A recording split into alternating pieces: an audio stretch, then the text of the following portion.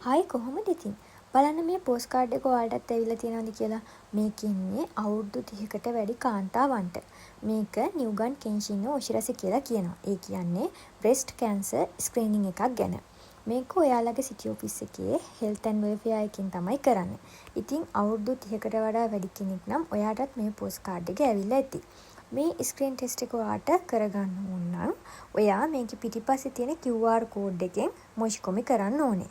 ඉතින් මොෂිකොමි කරලා ඔයාට සිටි ඔෆිස් එකට ගිහිල්ලා මේ ටෙස්ට් එක කරගන්න පුළුවන්. ඒකට යනකොට ඔයාට මේ ටෙස්ට් එකට පොඩි කන්ට්‍රිබියුෂන් ෆී එකක් ගෙවන්න වෙනවා. අපේ ශියක්ෂෝ එකෙන් යෙන් 1000 2000 අතර ගාණක් තමයි අය කරන්නේ. ඊටාම පොඩි මුදලක් තමයි ශියක්ෂෝ එකෙන් මේකට අය කරන්නේ.